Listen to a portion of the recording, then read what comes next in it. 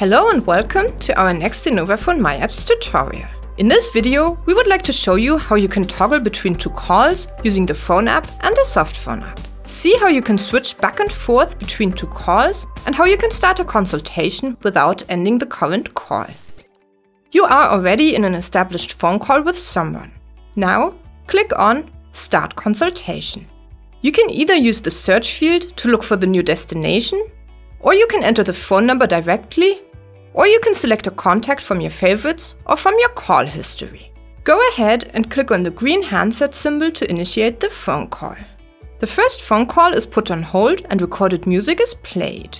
As soon as the consultation call is established, and once you are done with the consultation, you can switch back to the first call.